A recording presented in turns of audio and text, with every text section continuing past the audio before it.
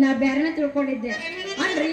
ನಾನು ಸಣ್ಣಕ್ಕಿದ್ದಾಗ ನಮ್ಮಪ್ಪ ಏನಂತಿದ್ದ ಗೊತ್ತನ, ನಾನು ಇಟ್ಕೊಳ್ಳಿ ಅಂತ ಕೇಳಿದ್ರು. ಬ್ಯಾಡವ ಮಗಳ, ನೀ ಇನ್ನೂ ಸಣ್ಣಕ್ಕಿದಿ, ದೊಡ್ಡಕ್ಕಾಗಿದ್ದು ಇಟ್ಕೊಳಕತ್ತಿ ಅಂತ ಹೇಳ್ತಿದ್ದ. ಮತ್ರಿ ಈಗ ನಾನು ಬರೀ ಇಟ್ಕೊಳ್ಳೋ ವಯಸ್ಸಿಗೆ ಬಂದೇನು, ಹೌದಿಲ್ರಿ? ಮತ್ತೆ ಹಂಗಾದ್ರೆ ಇಟ್ಕೊಂಡು ನೋಡಾಕ ಕನ್ನಡ ಚಿತ್ರರಂಗದ ಹೋಗತಾರೆ ರನ್ನಣ ನಿನ್ನ ಕೈ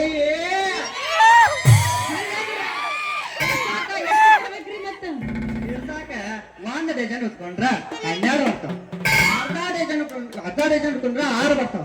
ಮೂರ ಉತ್ಕೊಂಡ್ರೆ ಚಂದ ಕಾಣ್ತೈತಿ. ನನ್ನ ಚಂದ ಏನ್ರಿ ಇದು ಚಂದ ಕಾಣೋದು?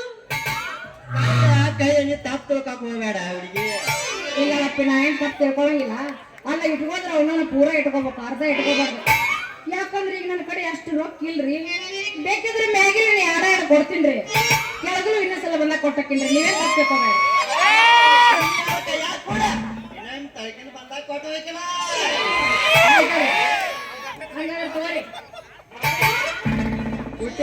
ಕೈ ಕೊಡ ನನ್ನ ಹುಡುಗಿ. ಹೇಳಿಸ್ರಿ ಜಲ್ದಿ ಜಲ್ದಿ ಹೋಗಂಗಾರ ಹುಡುಗಿ.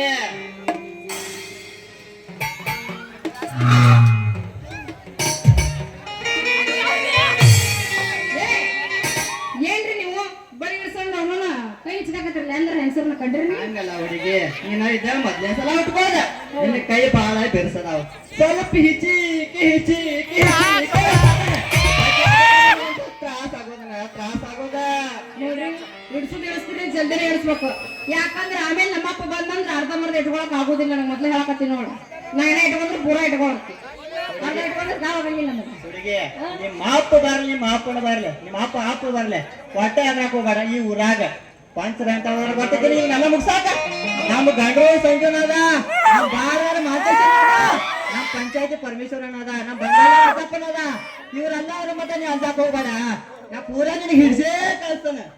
ಹೌದಲ್ರಿ ಪೂರಾ ಇಡ್ಸ್ರಿ ಮತ್ ನೀವೇ ಚಿಂತೆ ಮಾಡ್ತೀರಿ ಹಂಗ ಹಂಗಾದ್ರೆ